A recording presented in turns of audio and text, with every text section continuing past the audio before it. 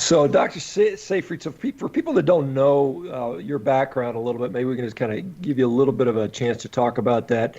You've done some very exciting work around cancer, and one of the things you're kind of bringing up something that Otto Warburg had talked about in the 20s when I think he was a Nobel Prize winner when he discovered that cancer preferentially metabolized glucose, and you've kind of piggybacked on that and come up with a lot of interesting stuff around there with some really interesting research. Can you give us a quick little? I know you've written a huge book on this, so telling you to condense this stuff into a quick intro might be hard, but I'd like to talk a little bit about that, and then let's get into some of the details. And then I'd also like to talk about your recent trip to Hungary. I don't know if you know, Zach, Dr. Seyfried just got back from Hungary. He was meeting with the folks at the Paleomedicina group, who we had on the podcast the other day. So it'll be interesting to kind of get this combined perspective. So, Dr. Seyfried, if you don't mind, just kind of give us a quick little intro on what you're up to. Well, I'm a professor here at Boston College, and we do basic preclinical research in cancer, and we also do preclinical research on lipid storage diseases like Tay-Sachs disease. And we've had a very active program for many years in the field of epilepsy. And most of our work involves trying to manage these diseases using metabolic therapies in combination with drugs. So it's kind of a new approach, especially for cancer, where the traditional approach to management, which is chemo, radiation, surgery, and this kind of stuff, has not had any major impact over the years. So something really has to be done. You have to realize that I don't think most people realize, it's not discussed almost anywhere, that we have over 1,600 people a day in the United States die from cancer. I don't think a lot of people know that. These numbers come from the American Cancer Society. And every time they get on to talk about something, they're telling everybody how wonderful the progress is. But then they publish all this information showing all these dead people. And you say to yourself, what's going on here? So we've made it a mission to see whether or not it's possible to lower the death rate for cancer. And by taking a completely different strategy to attack the disease based on its metabolic origin, rather than the downstream epiphenomenal changes called gene mutations. We've shown, and others have shown, that these mutations are not the cause of cancer, they're the effects. So if they're the effects, then most of what's being done today is probably largely irrelevant. I hate to say that. It's a multi-billion-dollar industry that is in a rabbit hole. Consequently, we have 1,600 people a day dying from the disease. And I think people need to know that there are other alternatives that could potentially increase survival with less toxicity. So that's where we are. That's what we do. Yeah, one of the things that, and I've kind of read quite a bit about some of the stuff you're up to, and, one of the things we have this somatic, DNA mutation that supposedly people think that cancer comes from that. And, when we look at these cancer cells, they are so wildly different. Even one cell to the next has different mutations. So It makes it very hard to have this targeted gene therapy that people talk about and try to target the drugs, because it just doesn't make sense. And it does make a sense that it's probably something further upstream that's causing all these different mutations. That knowledge about that has come in large part from the cancer genome, where we've spent $100 million searching for gene mutations. And it's clear that you're absolutely right, Sean, that every cell in the tumor is a different genetic composition. And then there's some cells in the tumor that have no mutations. So here's a cell growing out of control with no mutation. How do you explain that? And then you have normal skin containing all these so-called driver gene mutations. It's normal skin. So you have normal cells growing out of control with no mutations, and you have normal cells full of driver mutations that don't form cancer. So when you start putting all this together, it makes absolutely no sense. And I think the strongest evidence to date is the nuclear transfer experiments. That's where you take the nucleus of the tumor cell and put it into a normal cytoplasm, and you don't get cancer. On the other hand, if you take the cancer mitochondria and put it into a normal cytoplasm, you get cancer. So I put those studies together, and they're the strongest evidence to date to say that cancer cannot be a genetic disease. So once you make that decision, once that statement becomes known and appreciated, it becomes clear that the majority of what we're doing makes no sense.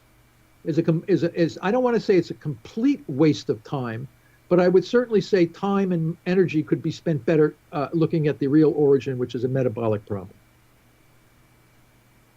What, I know you've pointed to it, and I know you've called it a mitochondrial metabolic disease in the past. And why do you think that it's the mitochondria? I know the mitochondrial transfer data would certainly point to that. Is there any other thing else going on? And then why do we think that mitochondria?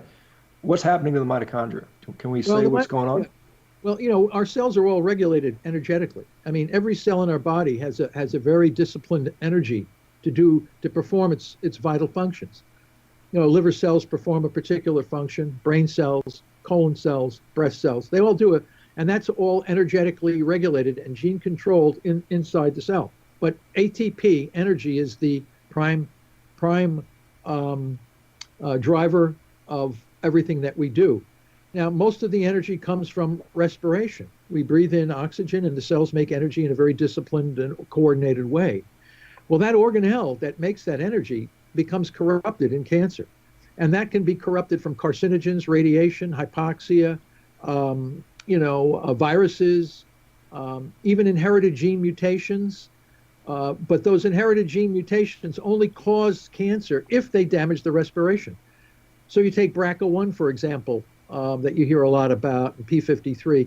Those gene inherited mutations only cause cancer, only if they damage the respiration.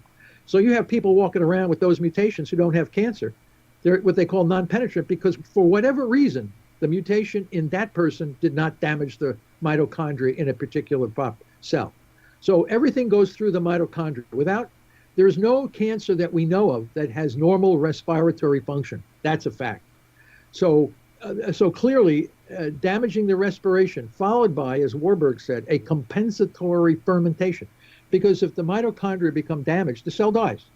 But if the mitochondria are chronically damaged over a period of time, the cell adapts, upregulates fermentation, and stays alive. The problem is there's a complete dysregulation of energy, and the cell morphs back into a very primitive kind of existence, being driven by ancient pathways of fermentation. And they use glucose and glutamine as the prime fuels for driving the disease. So the strategy then becomes a relatively simple one. Deprive this cancer cell of glucose and glutamine, and it cannot make ATP and cannot make energy, and therefore dies. And the rest of the cells are burning ketone bodies, and they survive while the cancer cell starves. That was one of the questions that I kind of had for you too, and because I think when our listeners tune into this podcast, I think there'll be a question on the top of their heads as well. Is a lot of the talk within the ketogenic community or the health nutrition community has been the efficacy of a ketogenic diet or a low to zero carb approach in order to kind of starve off these cancer cells, or I guess more or less stop this tumor growth. And as that stuff has gotten, I guess, a little more out in the open, there's discussion about, well, that's good for certain types of cancer, but maybe not all of them. There's some kinds that can actually, I guess, use fat or other areas instead of sugar and still grow. Is that something that is that something that's still worth exploring or looking into more, or what are the most update current findings with that type of stuff? Well, most of that's based on cells growing in culture, so most of that kind of evidence. And so let's dissect what you just said, because some parts of it are true and some parts of it are not accurate. So can some cancers grow without sugar? And the answer is yes. Okay, and they're burning glutamine. They're fermenting an amino acid. So if you take away all the glucose, these cancer cells are still there. They may not be growing quite as fast, but they're still there and they are still growing. And they are using glutamine as the fuel, okay? So you can only half starve them if you try to take away glucose. There's other cancer cells that use predominantly glucose. And when you use ketogenic diets or glucose lowering strategies, you will kill the majority of those kinds of cells, right? And then there are many cancer cells that use both glucose and glutamine. So in order to kill the beast, you have to take away its two primary fuels. If you take away just glutamine and not glucose, the cell is going to survive on the glucose. It's vice versa. So you got to get both of those fuels together. If you want to learn how to implement the ketogenic diet and the Press Pulse protocol into your cancer management, just visit school.com/keto for cancer, the new community by our research analyst Johnny Rockermeyer. Within this new community platform, you can connect with other patients and learn from their experiences. You can also just search through the posts other members have already made.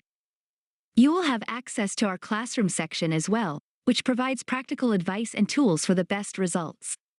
These sections cover all parts of the Press Pulse protocol that you should implement. Starting with the general scientific concepts by Dr. Thomas Seyfried, we will show you how to start the ketogenic diet, including which foods to choose and which to avoid. Additionally, we prepared a list of doctors specialized in metabolic therapy, as well as details about glutamine inhibition and hyperbaric oxygen protocols. So, take a look around at school.com/keto for cancer. The reports that cancer can use fatty acids or ketone bodies would only depend on having a cancer cell with a normal mitochondrial respiration. All right? You need normal mitochondria to burn fats and ketone bodies. And as I said, we have never found a cancer cell that has a completely normal respiration. So if we're giving fats to someone in cancer cell in culture, which is a completely unnatural environment, our cancer cells don't exist in a petri dish. They exist in our body. All right. So if I give a lot of fat to a cancer cell growing in a petri dish, all of a sudden you see it start growing faster, and you say, "Oh, the cancer cell is using fats to grow." What is known is the fats even further uncouple mitochondrial respiration, forcing them to use more glucose and glutamine. So it's not the fat that's causing them to grow faster. It's the glucose and glutamine induced by the fat. They can't burn fat. They can't burn ketones. So they have to burn either glucose and glutamine. So it all comes back to mitochondrial function. So that's the misunderstanding that a lot of people have. A lot of the things you hear about are coming from cell growing in culture. Because let's be honest, if fats made cancer cells grow faster, then anyone with cancer taking a ketogenic diet should have that cancer blow through the roof. They should be dead very quickly. That never happens. So how do you explain that? Well, these people are eating fat and their tumors are getting smaller. Well, where the hell is the evidence that the fat is making the tumor grow faster? Makes no sense. So what happens is you have to disassociate stuff. Is that evidence coming from cell culture work, or is that evidence coming from animal studies or human studies? And then you have to make the decision based on that. But it is true that people taking ketogenic diets, in all likelihood, probably could not cure their cancer. Now, it doesn't mean they can't live longer, but it's unlikely. I have not seen a diet strategy cure cancer. Now, I'm not saying I have. I think there are people out there that might have been so fortunate to have that happen to them. But without targeting that glutamine, in my mind, it's going to be very hard to completely resolve the disease. Although I have to be honest with you, I've seen some rather spectacular responses to this, more so than I've ever could imagine. And I sometimes say I don't know how the hell it's happened, but because I've never seen that in our preclinical systems. We have never killed a mouse using using ketogenic diets ever. Now we slow it down. The mice lives longer, but we've never. And because we're not targeting glutamine. I think the future will be when you target both of these, we might have a potential to resolve the disease. Let me just shift a little bit gears. I know you talked about some primitive metabolism. There's another primitive cellular process that a lot of people talk about with regard to the etiology of cancer, and that's something called mTOR. Can you comment on that a little bit, as people are calling that as a prime driver of cancer, and how does that sort of line up with what you're saying, or does it not line up with what you're saying with regard to the mitochondria? No, I mean, there's a lot of people who love to study cancer, and you have HIF-1 alpha, you have AKT signaling, you have mTOR, you have all these. These are internal signaling cascades within the cell. They're all dependent on glucose and glutamine. All right, mTOR is driven by both glucose and glutamine. So if I take glucose and glutamine away and the cell dies, why do we care about mTOR? It's very simple. This is the whole thing. People don't realize that the cell needs ATP. Without energy, the cell dies. mTOR, HIF1 alpha, AKT, all of that becomes irrelevant when the cell is dead, right? We don't have to worry about mTOR when the cell is dead. Let me ask you a question because, well, I guess 2 points. One would be, there's people that say, well, what if I don't have cancer yet? What am I going to do to prevent that? Does mTOR, or some of these other cellular cascade mechanisms lead to that? And how do I do it? Because I think prevention, obviously, the better answer is don't get cancer in the first place. I think we can all agree upon that. And then talk a little bit about glutamine. How do we get around glutamine? What can we do to mitigate that? I agree with you 100%. It's so easy. If we all knew how to prevent cancer, we wouldn't have 1,600 people a day dying from it.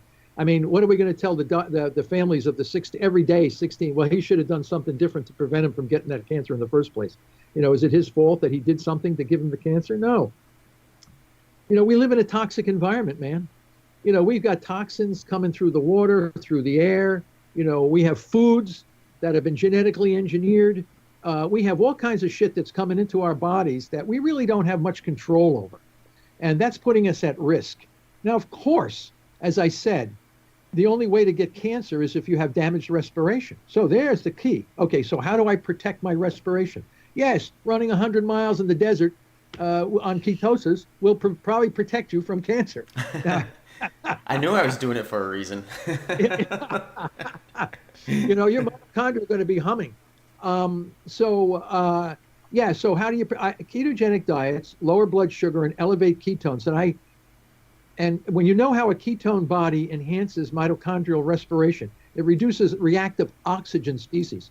And reactive oxygen species ultimately damage the efficiency of energy metabolism and leads to aging. So entropy, which is the second law of thermodynamics, is essentially disorder, all right? No one lives forever. That's a fact. There's nobody around that lives forever. All right, why do they die? They die because they undergo entropy, which is disorder. By keeping your mitochondria healthy, all you do is delay the inevitable. You delay entropy, you delay disorder. Cancer arises in certain cells from an accelerated entropy that happens when the mitochondria become damaged. So anything that you can do to keep your mitochondria healthy will delay entropy and reduce your risk for cancer. Not only for cancer, but probably for type 2 diabetes, various cardiovascular disease, and a lot of other so-called chronic diseases. So you live longer simply because you have engaged in a diet and lifestyle that delays entropy. But we know in our life, people like to party, people like to have a good time, they want to have a few beers, they want to have a wine, they want to smoke a cigar, and all of these things will put you at risk for entropy. But if you have an alternative lifestyle, you can say, okay, now I'm going to go out and run 100 miles in the desert and see whether or not I can reverse some of the damage from the party I just had.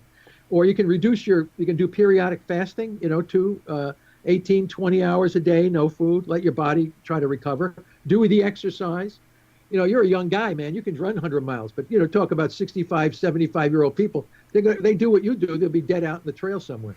You can't do that. So, and your risk for cancer becomes more and more probable the older you get. All right, the older you get, the cancer probability. So the prevention then becomes a knowledge part. If you know how to prevent the disease, then it becomes up to you as an individual to determine whether or not you want to engage in certain lifestyles that will reduce entropy and reduce your risk for cancer. Yeah, I think it's interesting because when you think about I think everyone has a story of like a relative or a friend who was just like really active well into their older days. And I know, like, for me specifically, I've known some older folks who really active people moving around a ton, and then they get hurt doing something which causes them to have to be very, very sedentary, and it's almost like their aging process accelerates, and they end up dying shortly thereafter, or having a really hard time kind of getting back to that lifestyle they had right before the injury.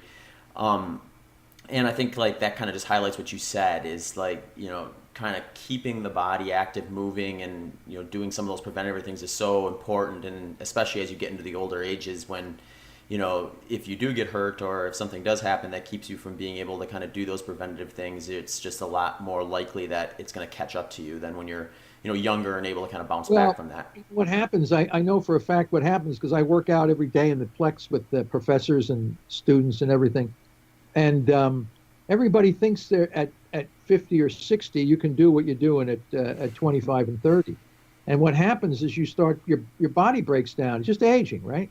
So all of a sudden, you're absolutely right. You get a bad knee, you tear something in your knee, and that you can't run with that, and you become less active. But you have to know how to downgrade your level of exercise as you get older. Otherwise, you're going to find yourself, even though you're running 100 miles in the desert now, if you're still running 100 miles in the desert at 65, then that's quite commendable. But we'll see what happens. You got a long way to go. But the issue is that you got to degrade or slowly back off the intensity so you don't end up sedentary somewhere. Now, we've done a remarkable job in the area of orthopedic surgery and these kinds of things. So people can still be mobile with hip replacements and knee replacements and this kind of thing. At least it keeps them mobile. I'm not going to say you can run all this way, but you're absolutely right. So the key, what you're saying is now this exercise, I think, is an important component for reducing risk. We can't say exercise prevents cancer. All we can say is that exercise reduces risk for cancer. That's one of the things. Just like an appropriate diet will reduce risk for cancer. But does it eliminate all possible? No. And sometimes we can't explain why people get cancer. And then we have to go into the therapeutic option, which is how do we treat it once a person has it? Yeah, I'll just kind of sort of reinforce a little bit what you said. I think those all things kind of go back into each other's diet and exercise and lifestyle and recovery and all those things sort of interplay. And I look at, if we just look into the wild and we see which animals get picked off by the predators, it's the slow, weak ones.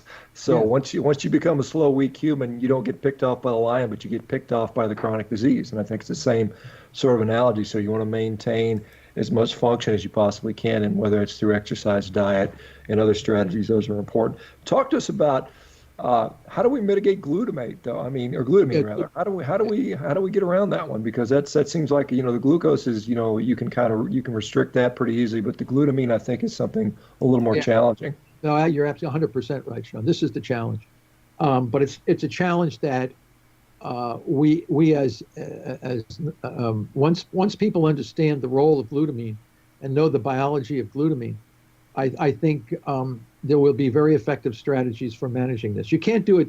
At least I have no knowledge about how you can do it through a dietary change.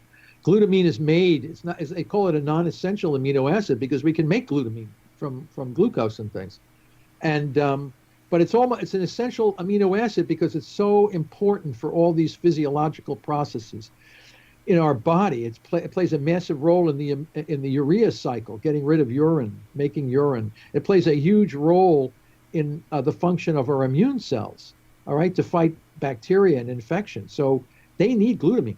The cells of our immune system need glutamine. So, and this is the interesting thing. The metastatic cell, the cell that spreads through our body, is in fact the most powerful immune system cell in our body. It's a macrophage, one of these kinds of leukocytes, these white blood cells. And it is the most powerful cell in our body. It's designed to kill bacteria and protect us from wounding and all this kind of stuff. That's the cell that becomes corrupted and spreads through our body. That cell can live in hypoxic environments. Consequently, anti-angiogenic therapies don't work, and that's been proven. So what do we know about that cell? That cell is a glutamine hog. It sucks down glutamine. But our normal cells also take in glutamine. So we have to have normal immune cells to fight the cancer, but the cancer is itself an immune cell. So here's the situation. And they're both taking in glutamine. So if we target glutamine, we will kill cancer cells, but we will also potentially harm the cells of our normal immune system. So our strategy is we attack glutamine with a drug while the patient and while the preclinical system is under low glucose, high ketones. Low glucose, in other words, the individual is in therapeutic ketosis first, puts pressure on the tumor cells so they can't grow. Then we hit them with drugs that target glutamine, but only briefly. So you can slaughter a large number of cancer cells relatively quickly. Our normal immune cells get paralyzed. So they don't die, but they're stunned. So what we have then is a massive number of dead cancer cells and normal immune cells that can't completely function correctly. So then what we think is what we're going to do is throw back a lot of glutamine back into the system that will refire up our normal immune cells to come in, pick up the dead bodies from the cancer cells, and once they complete that a short period of time, hit them again with the glutamine drug. So in other words, this is what we call press pulse, and that's the big paper that I published with Dominic D'Agostino, and I published it with a couple of physicians, Joe Maroon, team surgeon for the Pittsburgh Steelers, and Dr. George Yu, a cancer surgeon also. So all four of us, we published this paper. So the strategy is, if you're right, Sean, you can't just go in like a bull in a china shop on this glutamine issue. You got to be very strategic when you're doing this, and you got to know the biology of the system so you don't harm your gut and you don't harm your immune system while you're killing the tumor cells, because they all need glutamine together. So if we slaughter 50% of the cancer cells on the first hit with the glutamine and then throw back those dead cancer cells are not going to come back to life. And the other ones that are there are not going to grow fast because they're being suppressed by glucose. So as soon as the system cleans itself up, you hit them again with and you gradually degrade the tumor slowly over time to the point where we have no live cancer cells. The patient's normal body health is back to normal, and then they can rejoin a healthy status. And we've known we can get rid of type 2 diabetes. We can get rid of a lot of these things with the metabolic approach. So patients who have cancer also have a lot of other defects. So we take care of all this stuff in one big shot besides getting rid of the tumor. But no one is doing this. I just gave you the hypothetical, which we're experimenting with it in the lab now. Very hard to get money for this stuff. You have to realize that. As I tell everybody, if you want to study mTOR and AKT signaling and all that stuff, you get millions of dollars. But when you try to resolve the damn disease, nobody's interested in that. Nobody's interested in resolution. They're interested in studying the damn disease, but nobody wants to, we're going to cure, we're going to resolve. No, they're not. They study irrelevant things. Millions of dollars are wasted on this. The strategy is clear. Let me ask you, so in cell culture, I mean, because if you've done some of the bench work on that, can you demonstrate that these cancer cells, in the absence of glucose and glutamine, all die, or do they somehow figure out another back door? Are they sneaky enough to find another source of energy, or is it pretty much, if you starve them of both those two things, they're dead 100% of the time? Yeah, well, that's a good point. We discovered this. That's exceptional point, and we thought the same thing. So we took away all the glucose and glutamine, and of course they die, right? So we then put them inside a matrigel. It's kind of an extracellular material, right? And it's like a gel. It's like a viscous gel made from extracellular material. So we put them in the matrigel, and it's very interesting. When we put them in the matrigel, the tumor cells in the gel, and we had glucose and glutamine outside the gel in the media, the tumor cells would come flying out of the matrigel, and they would grow very rapidly. Then we put them in the matrigel, and we took away all the glucose and glutamine, and the tumor cells didn't die inside the matrigel. Can you believe this? So we saw lactic acid coming out of the matrigel into the media. Those bastards were eating the matrigel and eating each other to stay alive when there was no glucose. So when you were talking about how they start cannibalizing themselves, and they get the glucose and the glutamine from eating each other and the matrigel. Can you believe this? So this is why we said, okay, if those guys, because these are macrophages, you know what the term macrophage, it means big eater, right. All right? So when you starve them of their fuels, they go after and they start cannibalizing other things. So you give them chloroquine. Chloroquine's a beautiful drug. It enters in, because everything has a stomach, right? Internal cell is called lysosome. It's the stomach of the cell. So you give them chloroquine, which neutralizes the acidity in their stomach so they can't digest what they just ate. That's when you get them. You got to love it, man. You got to love it. If you know the biology of your adversary, you can kill it. If you're still chasing genes around, 1,600 people a day are dying. That's it. That's very interesting stuff. I mean, it's I'm just thinking, if you even if you have a metabolic therapy and you can give a drug that they to restrict the glutamine, and then they decide, well, I'm just going to eat the cell next to me instead to stay alive, and then you got to give them chloroquine. So it's a challenge. It's a chess match.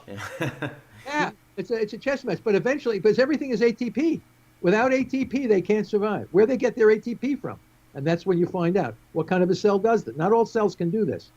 So it's the biology of the adversary. And that's why cancer, you got to understand the biology of your adversary. And when you talk to most oncologists, they are clueless about any of the stuff that I just told you. Well, I mean, hopefully, like I said, this will get around. I know that there's more and more people that are, out there that have heard you speak, that have heard some of the work coming out. They know Dom D'Agostino, and so this stuff is certainly, becoming in more and more in the public collective. And so hopefully we can get some funding for it or something at some point. Let me ask you about your recent trip to Hungary, because you visited a previous guest of ours. We talked to them with autoimmune disease. They're having pretty good success treating autoimmune diseases. They think that's based on changes in intestinal permeability that they're seeing with diet. But they also kind of just touched on the fact that they're dabbling in a little bit in cancer right now, and we didn't really draw much into that. Can you I'm assuming maybe that's why you're there with them. Can you talk about what you guys sort of talked about when you were there? Yeah, well, I was there for, I did see Dr. Clemens and Toth and another one of their colleagues. I was there to give a keynote lecture to the European Bioenergetics Society, which was quite interesting. And at the same time, I did have the opportunity to have lunch with the Hungarian group that's doing this. Yes, they're using paleo keto. I think they have a very, very good program. And I want to emphasize that there's no one type of ketogenic diet. I think the kinds they're using, they're calling it paleo keto, where they're using more meats. This is a work in progress. We're on the cutting edge of a new field of cancer, which is called metabolic therapy. And I think in time, this is going to replace the toxic approaches that we are currently using. But I have to be honest with you, we are learning that there are certain flexibilities and certain other ways, strategies to better enhance our ability to starve the tumor cell of its necessary fuels. And they also understand the nature of the glutamine issue. But at the same time, they're getting very good success with the types of paleo keto approaches that they're using. And I have to be honest with you, I think the issue with any of these approaches is compliance. How long can you keep a cancer patient restricted in such a way that they can live their normal lifestyle? And I think their strategy, they're keeping people alive longer with a better quality of life. And they also said, they're not curing everybody, not close, but they're certainly keeping people alive in a higher quality of life. And I think that's the major first step. Can you keep people alive longer and a higher quality of life without the toxicity? And they're achieving that. But their patients also die, especially, they're where everybody's attacking advanced stage 4 cancers. I mean, these are horrific things, right? So you're not going to turn around and these things overnight. But I think their strategy, they use a group strategy, I think, where they bring in a number of people who are all being treated the same way for different cancers, and they have group meetings so everybody can share the challenges of the compliance issue together and realize and can share their feelings. How do you feel? Yeah, I feel pretty good, but I just wish I didn't have to eat this fat and this meat every day. Well, they want to go for a piece of bread and they want a beer, and then you have to say, well, you can't do that. And I think knowledge and shared knowledge in the group is going to be extremely important in how we keep these people alive. Now, once we understand the types of drugs that work synergistically with the keto metabolic therapy, I think we'll be able to achieve a much greater progression-free survival and overall quality of life. So we can eventually enter into what we could possibly discuss is the resolution. In other words, how long will it take to actually resolve this disease? And right now, we're still putzing around with dosage, timing, and scheduling. And that's not yet, now this is not, as they always say, the rocket science. Dosage, timing, and scheduling is certainly achievable. This is not, it's just we need to say what dosage, what time, how long do we do this for, what order should we do this in? And this is what I'm working on right now in the lab. And the reason why people are doing all these ketogenic diets is from the stuff that we initially started. The problem is we're ahead of the crowd because we understand what we really need to do to get to resolution. They're just still proving to themselves that this metabolic therapy actually might have some potential. There's two things in my mind that were going to be needed to resolve cancer. Number one is understanding the press pulse concept and how best to schedule dose and time. And number two, not to use poisons and radiation to try to kill people. This is an abomination. You're trying to make people healthy by giving them extreme toxic poisons and then irradiating them, right? This is nuts. So that's a big stumbling block. Now, that's probably the biggest stumbling block to the eventual resolution. In other words, you're telling the entire field that why are you irradiating and poisoning people to make them healthy? And they'll come back and, well, we have to kill the tumor cells. If they don't have glucose and glutamine, they're going to die. Then they say, well, they'll find a way. What way? You tell me the way they're going to get ATP when you take away all their energy. It's not possible unless they're given a divine intervention by something, some hocus pocus. So they can't live without energy. The energy comes from glucose and glutamine. You target glucose and glutamine, these cells are going to be history. But if you're poisoning and irradiating people to make them healthy, all of a sudden you free up massive amounts of glutamine, you cause a big mess inside the body, and these tumor cells can survive on the crap that you've done to the body in the attempt to try to heal it. So you got two things here.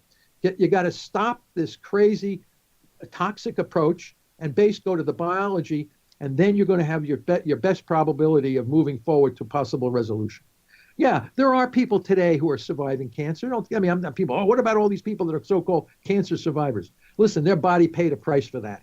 There's a new branch of medicine called cancer survivor medicine down here at Dana-Farber, where they bring people in. They have neuropsychiatric problems, digestive problems, cardiovascular problems, hormone problems, all these biological problems for the fact that they've survived being poisoned and irradiated. Okay, now you become a new patient for new kinds of diseases that you never had, but for the fact that you had all the treatments, right? This is nuts, absolute nuts, because these people are treating for a disease that they don't have, they're clueless as the biology of the disease. I mean, it's crazy, man. You're having people, what I just told you is probably not known by the majority of oncologists treating people every day in this country. 1,600 people a day are dying.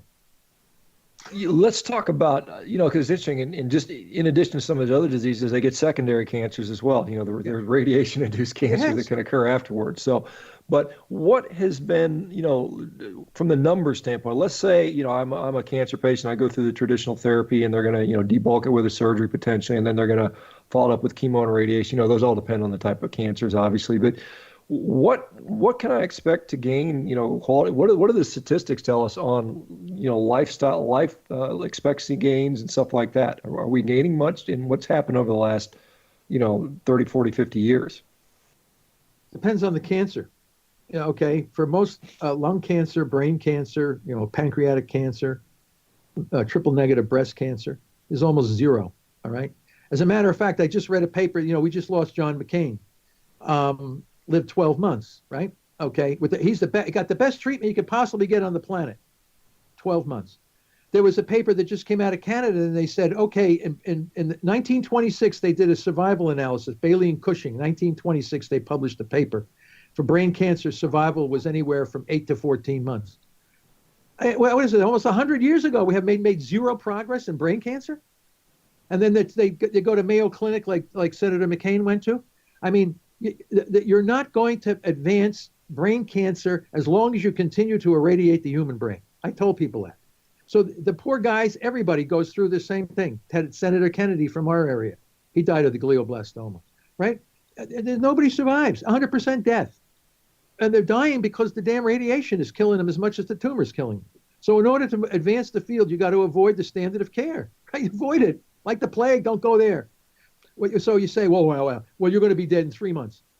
We have a guy, Pablo Kelly, in England. He rejected everything, radiation, surgery, chemo. After a year and a half, you're going to be dead, Pablo. You're going to be dead, everybody says. He's all over the newspapers over there. He said, I'm still alive. His wife just had a baby. He's 4 years out now. So after 2 years, he decides to have the tumor taken out of his head. He was shrunking it down with metabolic therapy. Yeah, you had a glioblastoma, Pablo. It's unbelievable. You could live 2 years without surgery and radiation. So they took the tumor out, and now he's doing fine. He's completely. They don't have any evidence that he has the tumor. You know why he's alive? I think he took metabolic therapy and did not do radiation or chemo. And I think if you can get rid of the radiation and chemo, you're going to live. I'm not going to say you're going to be cured, but I think your probability of survival will be much greater. Unfortunately, nobody knows this. So you get a person with cancer, the first thing they do is they run off to their local cancer center. MD Anderson, Johns Hopkins, Sloan Kettering, wherever it is, you got a big Moffitt Cancer Center, Dana-Farber Cancer Center, you name it. You got the angel of death there greeting you as you walk into those places. Because the death rate from those, 1,600 people a day are dying. Look at the numbers. It's an epidemic across the world. In China, 8,100 a day are dying. What does that tell us? It tells us we don't know anything what the hell we're doing with this disease. Otherwise, we wouldn't have this. And I can tell you why people are dying, because you have people that don't understand the biology of the disease. I think we can drop the death rate by 50% if we got rid of radiation and chemo and did metabolic therapy. I said, go ahead, do it. Nobody's going to do that. Who's going to pay for the clinical trial to do that? You think about it. What do you think? Novartis is going to step up and say, let's do metabolic therapy when they're making a fortune on immunotherapies? And what is immunotherapy? $400,000, you'll live an extra 2 months? I mean, this is nuts. I mean, this is what you're up against now. You have to see like the way I see it, what I know, right? So you get firewalls everywhere you go to prevent what I'm saying to get done, right? And all we're asking is how, if we do what we do, don't you think we can? Yes, I think we can make people live a lot longer, and I think they're going to have a better quality of life. How many people will be? I don't know.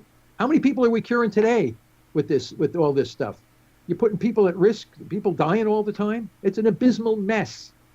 Okay, this is what, but when I told you, nobody's talking about. They don't come on the news. Like when with the Vietnam War, every night, how many soldiers we lost in Vietnam? Today we lost 30, 200 this week, 200 that week. Why don't we say how many dead cancer patients we have every week? Then all of a sudden you're going to get people doing something. Right now, nobody knows. And then the other thing you have is all the cancer societies are separate. Oh, breast cancer is not brain cancer, not colon. They're all like little tribes. It's all the same disease. The metabolism problem is the same in breast, colon. So you bring the tribes together and say, listen, cancer is one singular disease of energy metabolism. March on Washington and say, I want something done. I want something done now. And that's what's going to happen. Other than that, 1,600 people are going to continue to die for as long as I can see the future. So if, just to kind of follow up on what you said with us, if I found out tomorrow that I have cancer and I decided to go into like one of the cancer facilities, and they're going to try to put me on the protocol that you kind of described, if I went in there with at least some skepticism with radiation, chemo, and said I don't want that, is there any hope they're going to direct me towards something closer to your protocol, or am I going to have to just continually ask questions and hopefully eventually find that? Or is it getting better, worse, or staying the same in that regard? Well, yeah, I think it might start to be changing, but I would say it's shocking to me, like when you mentioned at the beginning about Otto Warburg, and he defined the origin of the disease as a metabolic disease, and he, in the 1920s and 1930s, and you go into most oncology clinics today, and you ask, is your treatment therapy based on Otto Warburg's idea on the origin of the cancer? They're going to say, who's Otto Warburg? So that tells you right off the bat that the very people treating you are fundamentally clueless. So when you tell them I don't want radiation and chemo, they're going to say, well, then we won't take you as a patient. You can go out and find someone else that will. And this is an injustice to the patient. I mean, if I were to have cancer myself, knowing all what I know about cancer, I would still like to have a health professional to talk to. Somebody who understood what I understand and tell me that, you might want to tweak it this way or tweak it that way. Not tell me to go get lost. What we know is your approach of radiation, chemo, surgical mutilation, and all this kind of crap is not working for a lot of people. And the people suffer. Why are we allowing to treat people that bring them close to death? If you want to know, read Mukherjee's book, The Emperor of All Maladies, and you'll see how this nonsense, this absurdity started, digging deep, radiating people to the point where they're almost dead. Why? Oh, we have to stop the growth of the cells. what do the cells need? They need ATP to grow. Where are they getting it? They're getting it from glucose and glutamine. Take that away and they die. We've seen it over and over again. Well, how come you don't treat me with glucose and glutamine? Well, there's no evidence for that. We haven't seen any evidence for that. Read the goddamn literature, for Christ's sake. If you read the literature, you'll understand. It pisses me off. I mean, I talk to these jackasses all the time. I don't want to. The problem is that they're doing the best they think they know how to do. They don't read the literature. They don't understand the biology. And then they're going to tell you, we don't think that using metabolic therapy is going to help you. Well, and I'm saying to myself, well, what are you doing? If you have a brain tumor, what you're doing is definitely going to kill me. So, we're going to keep you alive. What, for 3 extra months? I can get you double that on metabolic therapy. Just don't do the array. Oh, well, yeah. They give you all kinds of shit. I'll tell you, if they were so right, why are they so resistant to doing any of this? Isn't their job to try to keep people alive longer? I mean, why should I be the one telling them to do this? Or why should, if I had cancer, I'd be talking to my friends, Miriam Kalamian. I have a few physician friends, and I would be doing metabolic therapy. I would never do any of that crap that they would do. Now, what we don't argue completely against is surgery. I think surgery can cure cancer, but you got to get the tumor shrunken down. It's small, and then debulk the whole tumor. And the other thing that we need to avoid is punch biopsies to tell you what kind of cancer you have. This is crazy. Put you at risk for metastatic cancer. Why? I'm telling you, you saw my YouTube videos. They have to go in for the breast, the colon, and they take a needle biopsy of your tissue, come out and do a gene screen profile, which is largely irrelevant to what you're going to need to know. Who gives a shit about your genes? They're irrelevant. Okay, so they cost you $7,000 to tell you you got a P53 mutation in your cancer cell. All right, take away the glucose, they would die anyway. So the issue is now you put that patient at risk for spreading the cancer throughout his body through a phenomenon called inflammatory oncotaxis. All right, so a lot of these poor people are put at risk for metastatic cancer by someone wanting to do a gene screen on the tissue that they just took, which is largely irrelevant. Now, you tell me what the craziness of this all is, right? If you guys are listening, right? Can you imagine if everybody in the world that had cancer was listening to what I just said? You know what I'm saying? You'd go looking at these guys and say, what the hell is going on here? Are you passionate about the groundbreaking and heroic research of Dr. Thomas Seyfried on metabolic therapy and cancer? So are we. That's why we've created something special for you, in collaboration with Johnny Rockermeyer, a German book publisher and translator. Introducing our collection of meticulously crafted books that distill the essence of Dr. Seyfried's work. Dive into the science and discoveries. These summary books are your gateway to understanding the intricate world of metabolic ketogenic therapy in a clear, concise, and engaging way. Whether you're new to the subject or a seasoned enthusiast, our books offer insights that can change your life. Ready to explore this transformative knowledge? Visit our website at www.cancerasametabolicdisease.com to get your copy. You can buy the ebook there directly and the paper book via the provided links. Here's the best part.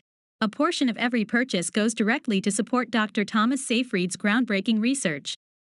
That's why the direct ebook purchase is the best option to donate as much as possible. You can see all of the donations Mr. Rockermeyer has already made at www.ketoforcancer.net. That's right, when you buy our books, you're not just investing in your own knowledge, you're also contributing to the future of cancer research. Help us make a difference. Together, we can drive change and save lives. Now, what they do, of course, is you have a benign cancer, and then they, chop it out, give you extra radiation, do all this, and you say, I survived my cancer. And that's true. But if once it spreads through your body, there's success after metastasis is very low. Long-term resolution after metastasis is extremely low. They estimated somewhere about 2 to 3% of patients actually survive after metastatic cancer. So you're dealing with it. Now, if it's a benign tumor, let's take off your breast, smash radiation around, and you say, oh, I survived. But now your body is you're missing a breast, your body, you're missing part of your colon. You got some body part missing, lung, whatever it is, and I'm saying to myself, I don't think you need to do a lot of this stuff. So again, you're back to the situation here. How do you understand the biology of the disease so you can best represent a more healthy approach? And unfortunately, we're not there yet. So you're right. You go to the physician, You go to the top medical school, and they're going to give you, and if you have a lot of money in your pocket, they're going to say, why don't we try an immunotherapy, like Keytruda, Opdivo, or one of these kinds of things. Still based on the gene theory of cancer. If the gene theory is now undermined, then that really doesn't make any sense either. And that can turn on you, too. That can also be a very deadly. And the other thing do you know about immunotherapies and these new things you hear about, CAR T and all this kind of stuff? All right, these are the new things. Yeah, I mean the basic concept, they just basically attach it to something that'll use immune system to target the cell, theoretically. But yeah, I understand that, if the genes are different in every single cell in the cancer, it makes, how do you know you biopsy the right cell even for that immune therapy? It's kind of well, they just give it to you anyway. And get a load of this. The patients that do the best on immune therapies, go give me a nice $350,000, thank you. So $400,000. The new ones maybe $700,000. Okay, get a load of this. The patients that do best on immune therapies are the ones that get the highest fever. So and then they say, oh, we know it's working because the patient gets a really high fever from the immunotherapy. This is Colley's vaccine. He did it back in the early 1900s. If you give live bacteria to a cancer patient, they get massive fevers. And if they can survive the fever, there was a 90% chance the cancer disappeared along with the fever. So what you're doing, this whole thing is absurd, man. It kind of reminds me of potentially the anti-inflammatory effects of certain statin drugs in reducing the risk of coronary disease, but that's a different topic. Let me just, because this is an observation that I'd like you to comment on. Animals in the wild don't get cancer that often, certainly in comparison to pets and certainly humans. Do you have any reason or rational thought on why that may be? Well, I think they're eating their natural foods. And not all of them there are some cancers that come up in certain animals when they're exposed to the same kinds of toxins that we're exposed to. So it's not, most of the time you're absolutely right. I mean, but if these animals are in a toxic, love canal environment, they're going to get cancer just like we do. And here's an interesting thing: the chimpanzee is 98.5% genetically identical to us, right? And cancer is not epidemic in chimps, but they have their same genetic. So when you go in the wild and look at what chimps eat, and you go to the zoo, they're basically hanging around eating a bunch of plants or whatever the hell they eat in the wild. When was the last time you went to the zoo and saw the chimp, smoking cigarettes, eating a pizza? I'll look at the big pizza that chimp is eating with all the all the meat on top of it, and smoking cigarettes and eating unnatural foods. Don't forget, we engineered our food. We don't give the foods that we eat to the chimp. His cancer rate is extremely low. Let's put the chimp. Let's do a nice controlled experiment because chimps like to drink beer. If you give it to them, they like it. They'll smoke cigarettes. They'll do all these kinds of things if you allow them to do that. Oh, that's cruel and inhuman. Well, we do it to ourselves. Nobody seems to be concerned about it. But who's going to do that experiment, right? Oh, we're going to take a bunch of chimps and give them a human diet for 20 years. They'll all be demented and cancer. Type 2 diabetes. I mean, so we put ourselves in those environments. We put ourselves in those risk situations. But you're absolutely right. The cancer in the wild is very much less than it is in domesticated dogs. The poor dogs are getting hammered by cancer as well. They're eating the same crap we're eating. So, I mean, it's just, you can put it all together. It becomes very clear.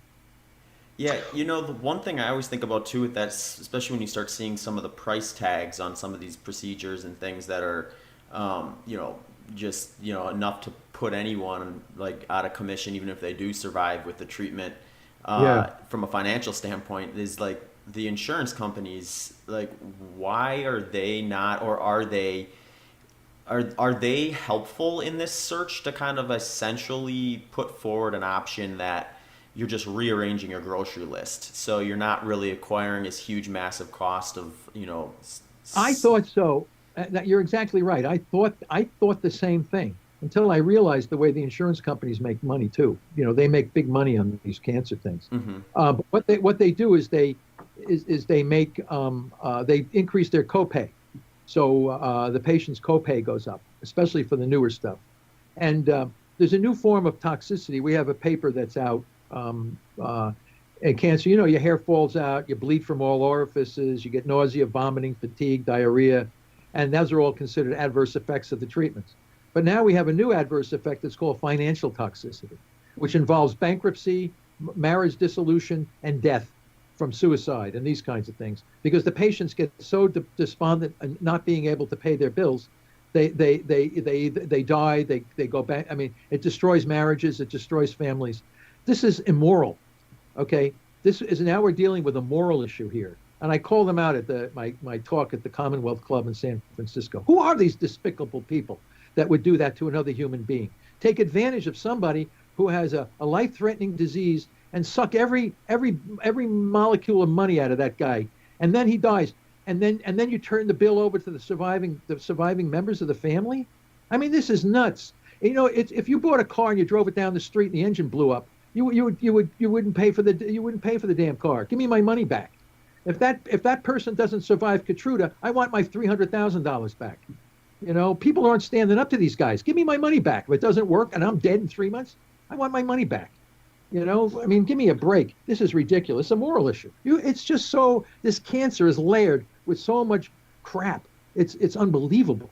And you're trying to make a difference in somebody's life, and somebody's making $1 million on your sick body. I mean, this is ridiculous. It's so despicable in every way you can look at this disease. So you're right. Financial toxicity is a new form of toxicity. You need to know about that. Yeah, I know when I was, when we look at things that are profitable for medical centers, we looked at interventional cardiology, some of the surgical subspecialties like orthopedics, which I was in, and then oncology is actually very lucrative. And it's kind of interesting, you see, with these chemo centers. Yeah. And so it's kind of tough not to be jaded about some of this stuff. And the fact nobody would mind it if it worked. All right. Nobody would mind it. If it had a success rate. The problem is that the success rate is so abysmally poor. And people say, oh no, we made major advances. Look at the death rate. The rate of increase in dead people from cancer from 2013 to 2018 is almost twice the population increase now. I mean, people are dying from cancer. And the numbers are astonishing. As I said, in this country, 1,658 people a day, every single day. And this never goes away. It just gets worse all the time. So, and we're spending all this money for research that has very little relevance to the guy dying in the clinic. And everybody's making a fortune on this poor guy. So people say, well, what good is it? Okay, it's so ironic. It's so terrible to think. What is the purpose of the cancer patients is to support a massive industry.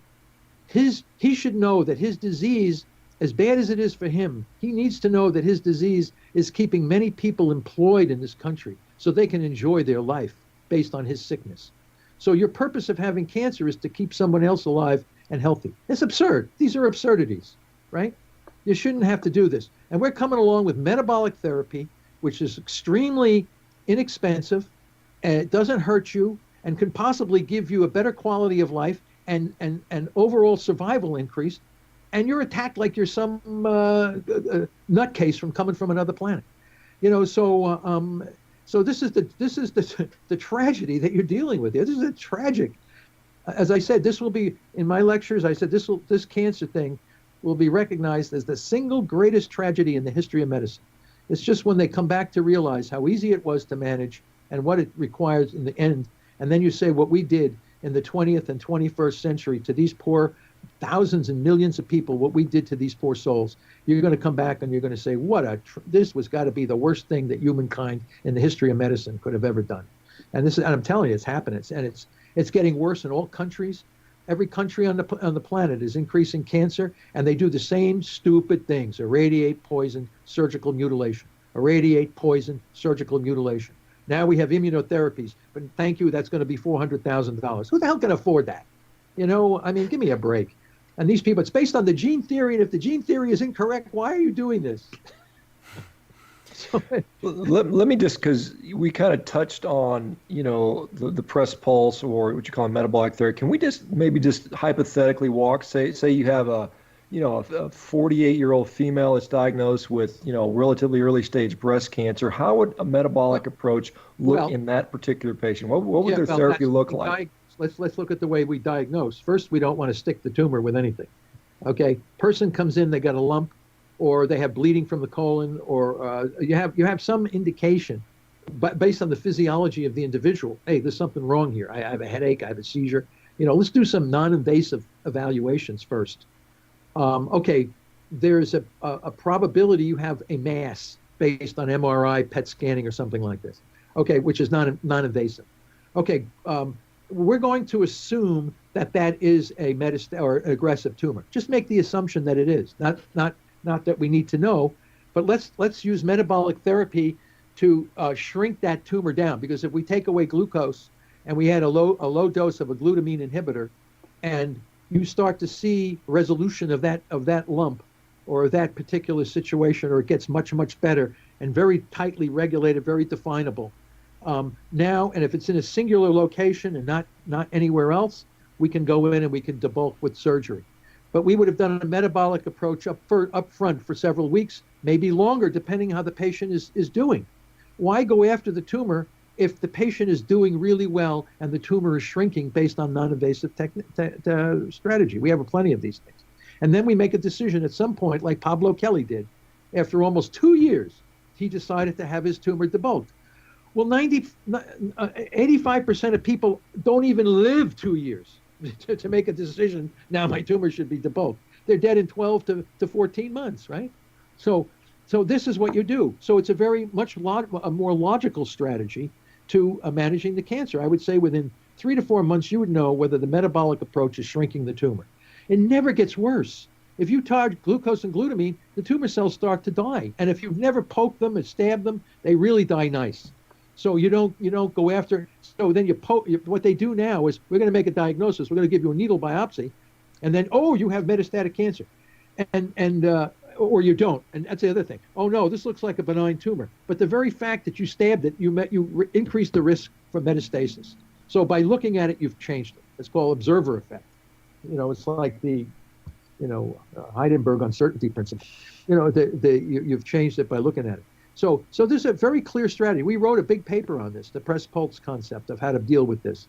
All you have to do is have some physicians that understand the concepts and say, I can do this. I know how to do this. Let's try it and see what happens. But the problem is the standard of care is written in granite, and you can't change the standard of care because the American Medical Association dictates how you treat cancer patients. So the very practitioners are prevented from doing what I just said. They think it's unconscionable not to upfront treat the patient as soon as possible. They say early intervention cancer. Yeah, but so does early intervention too aggressively can spread it as well. So you have to be able to shrink it first, take it out, and I can guarantee, I can't be 100%, I don't know, but I can certainly predict that the survival rates are going to be dramatically increased, and there'll be a quality of life issue that goes along with it. Now, if I were sitting here in front of a medical board, I would be getting, I don't want to hear about it, I don't want to see it, I don't want to talk about it, because you're threatening a system that's been entrenched in the medical schools for decades, and you're asking us to change the way we're doing things. And I'm saying, are you interested in keeping people alive, or are you interested in something other than that? And that's what they have to ask themselves.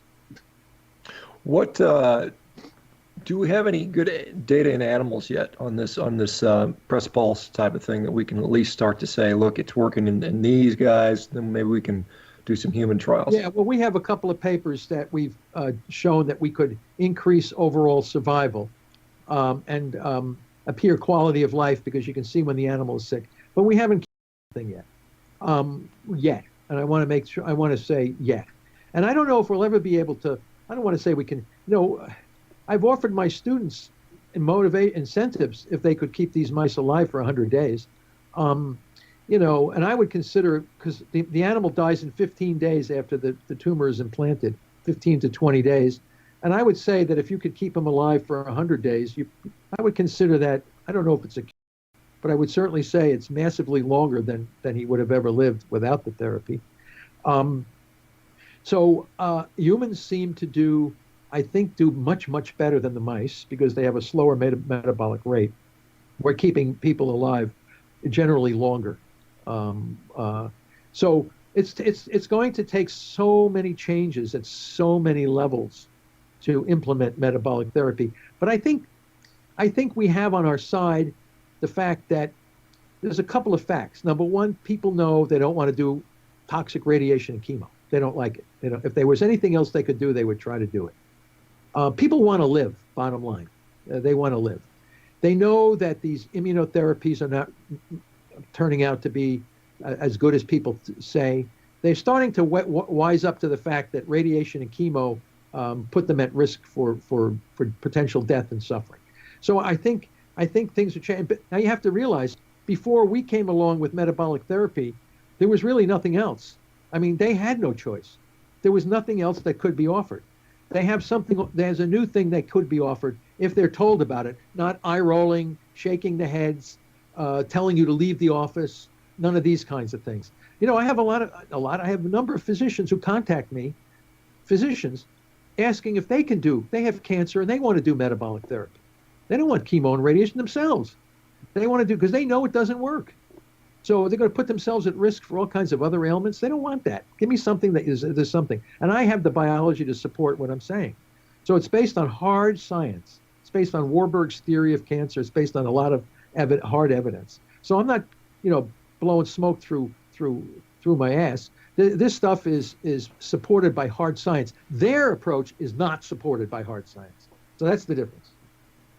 We see that a little bit more people are using, I don't know if you call it metabolic therapy, but certainly with diet, they're starting to accept that as an adjuvant therapy. They'll say, well, we'll put you on a ketogenic diet and then run you through the normal routine. Can you comment on the efficacy of that? Well, this is the whole thing.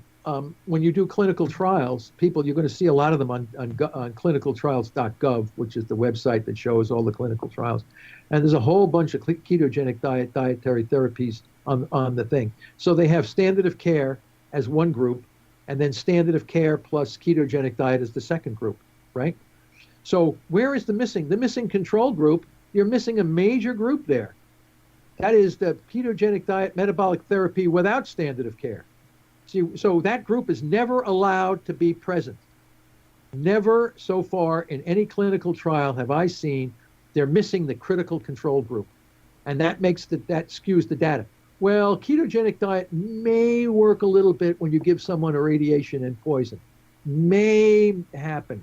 Well, why don't we get rid of the radiation and poison and see how well it works? And then what's going to happen if it works better? Oh my God, that the whole foundation of the field will shake to the core. I mean, tell me I can get a metabolic therapy in there that gives me a better chance of survival than standard of care. Well, the whole medical establishment's based on the standard of care that's written in granite. So you got to change the standard of care. Be flexible. When we went overseas to Egypt and treated our patient there, we postponed the radiation and chemo off for 3 months. And the poor guy lived 30 months.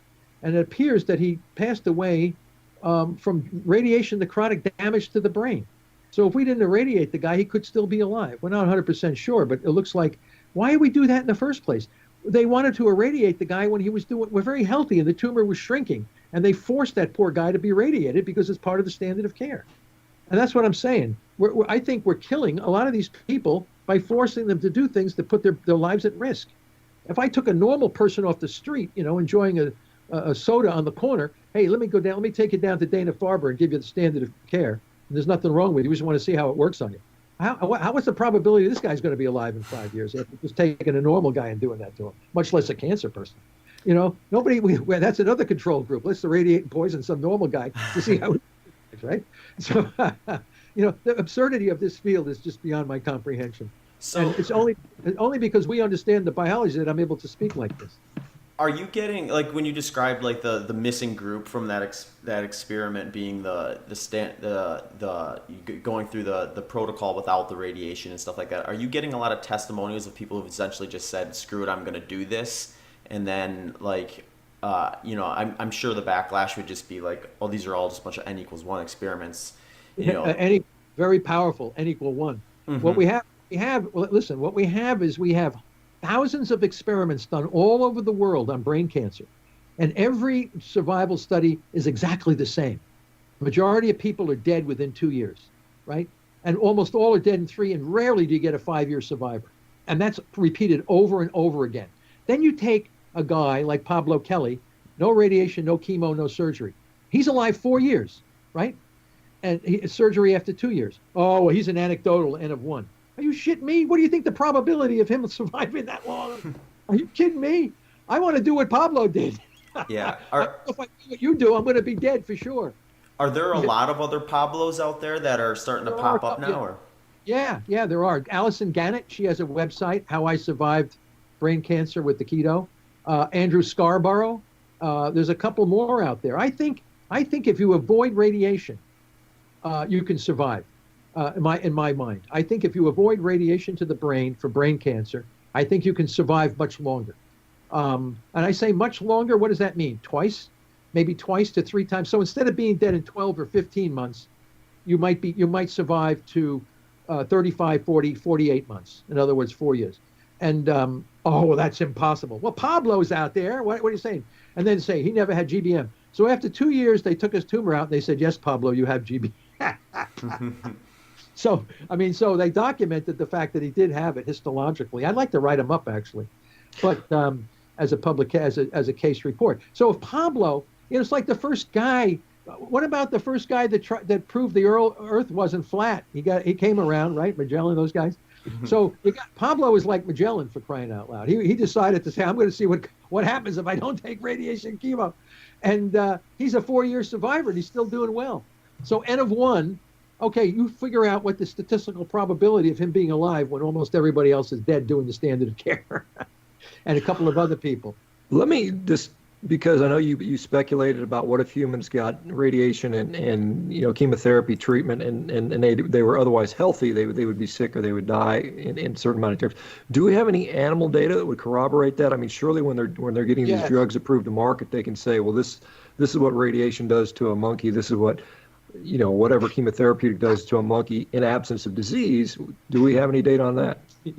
Yeah, we do. My data, the first time I gave mouse cisplatin, I never saw anything die so fast in my life. I mean, his eyeballs like bust out of his head. And I said to myself, we're giving that to people, and temozolomide and this other kind of stuff.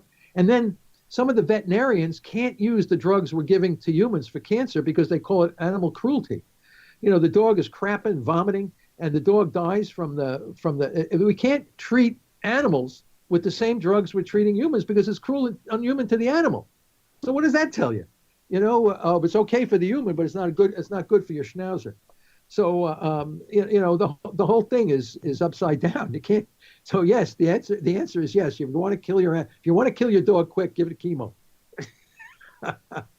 Wow. So, and they look at our YouTube video with the dog with the big tumor on his face.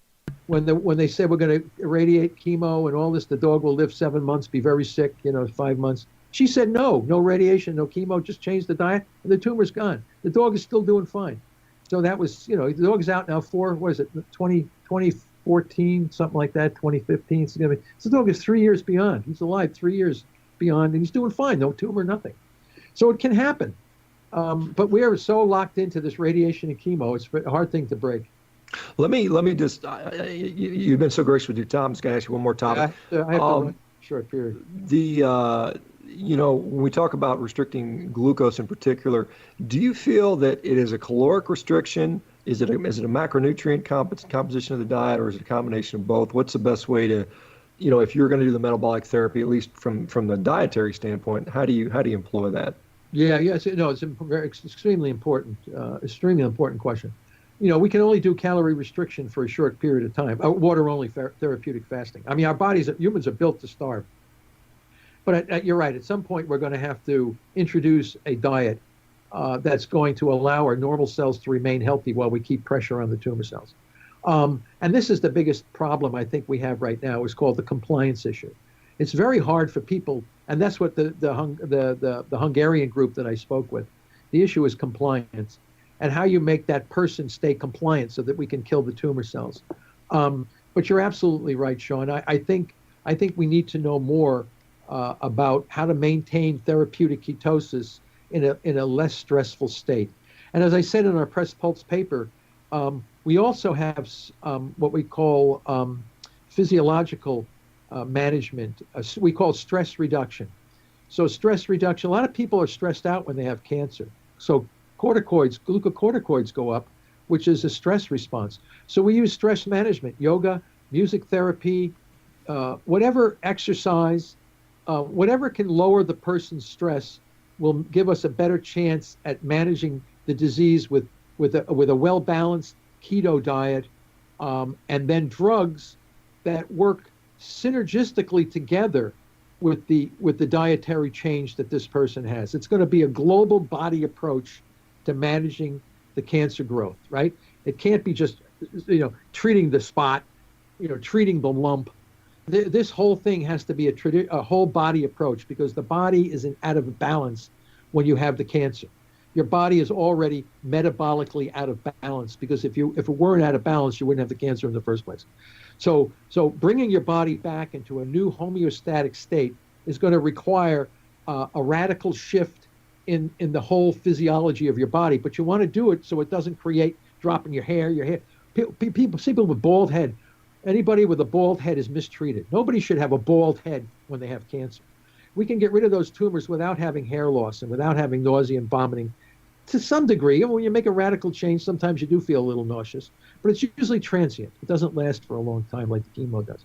So I think it's a learning procedure on how to bring your whole body back into a new homeostatic state while specifically targeting and degrading slowly this tumor, not radical surgery and radiation and all this stuff. I think we can get rid of this cancer much more effectively, much more strategically, with much less toxicity if we use metabolic therapy as an alternative, not as a complement. I don't want to say we can't do it completely complementary. Maybe in a certain case, a radiation might be okay. Maybe a chemo drug at a certain point might be okay. Maybe an immunotherapy at the very end stages of the disease. Like after you go to the dentist, the last thing they do is clean your teeth. The last thing you do is use a specific immunotherapy to kill off a few survivors. But you don't use it as an upfront approach, because it's not working. It won't work for the majority of people. It's overly expensive, and it's never going to be the new standard of care. I can tell you that right now. Where for people who want to learn more about this, more about your work, perhaps contribute or help, where can people go to sort of either help or find out more? Well, I think Travis Christofferson's book is an excellent book, Tripping Over the Truth. He's done a very good job. He also has a private foundation that has funded us. So many people donate money to Travis Christofferson's foundation, and that money goes to support metabolic therapy for cancer. So we're getting more interest on the private foundations like CrossFit. Greg Glassman, the president of CrossFit, is a big fan of what we do. So he recognizes that CrossFit Health metabolic therapy will be an important component for CrossFit Health, which brings exercise, diet therapies, all this kind of thing together to prevent, mostly for prevention of cancer, but also for the treatment. You can use this as well. So I think there are certain groups that are coming to the realization that the path we are on is not a good one. It hasn't given us what we thought we should have, and we need to make a change. And the change that we're talking about requires funding, and it requires a new knowledge base, and it requires people understanding what I'm saying. And a lot of there's Miriam Kalamian's book, Keto for Cancer. There's going to be a new book coming out, Busting Breast Cancer by Dr. Susan Wadia-Ells for females on the breast cancer thing, all based now on metabolic therapy, how you prevent and treat breast cancer using metabolic therapy. I think it's just going to be, and if the people want this, the physicians are going to have to make a change because they're your consumers. So if everybody goes into the physician and the physician shakes his head and tells them to leave and all this, there's going to be a new centers that are going to open up that are going to service these people who want metabolic therapy. So eventually it's going to change. It has to change because the system that we're on is a failed system and it's not working for the majority of people. So it has to change. And the change that we're offering is based on hard science. It's not toxic. It's based on 100 years of scientific research that's been shown. And we know that we'll get much better resolution and much better overall survival when we approach it with it as a metabolic therapy. Just have to change. It's hard for people to make change. But I tell you, people want to live. They don't want to be poisoned. They don't want to be irradiated, and they want to come out of this looking better than when they started. And that's what I think metabolic therapy will eventually be able to offer. Well, Dr. Seyfried, it's wonderful having you on. Maybe we can down the road we can get you back on, and hopefully we can find the field has advanced significantly, over the X period of time, and we can talk about some more stuff. and maybe some of the more specific stuff you're doing, because it's truly, I think, something that needs to get out there. It's truly sort of, I would say groundbreaking, but it's 100 years old. So, but I mean, it's something that I think we just need to get more eyes on this stuff. And so the more Yeah, that well, people you get out guys here are and do this. your job is to spread the word, and that's a very important role, okay? Because the more and more people that hear about this, the more the physicians and they're going to have to change so that they can service the people. And if you tell people about what you've heard, and as I said, right now, not everybody survives because we haven't put the whole package together. Once we do that, I think we're going to get much better results. So your job is very important to do this, to get the message out. And also, Yeah, I want people to challenge this. I don't want people to simply roll over and accept it. You asked very, very important questions. I think the kinds of questions that you've asked, both of you guys, are really important. Those are the kinds of questions that most people would have. And I think by asking those important questions and getting the answers that I give that seem reasonable, and then people go back and think more about other questions, and they come back and ask me this. And, I try to do the best we can at answering all of these questions. And if we can answer the majority of questions, maybe we are on the right path here, and that's how it gets started. Yeah, and I think especially nowadays when everyone pretty much knows or is related to or has themselves had cancer, and cancer is something that is basically in everyone's life in some shape or form. It's like those questions eventually have to get asked just out of necessity, and it seems like we're kind of getting to that breaking point. Yeah, as they call it, the tipping point, the point at which there's got to be a massive outcry to develop better metabolic therapy, and I think that point is coming. It has to come. It has to come. We cannot continue the way we're doing. We can't let all those poor souls suffer and die like we're doing, and that's what's happening today. Well, I think that's a great, a great reality, and how to end this topic for today. But thank you so much, Dr. Seyfried, and we wish you good luck with getting this research out there, getting more of it done, and impacting lives in a positive fashion. And like I've said many times, it's kind of funny when we talk about what people believe, and the point you make about us getting the message out. It's whatever they hear the most. And so the more people talking, that's what's going to get the exposure. That's where the truth becomes. We see it in politics and religion and anything else. Whoever has the most megaphones, that's the answer that wins. And right now, the megaphones are paid for by these big companies that stand to profit from it. So I think we have to do what we can. As they always say, in the end, truth wins. So and that's what I think is going to happen. Well, listen, I'll let you guys go. I've got a meeting here, and thanks for the interview, and I hope it has some impact on your followers.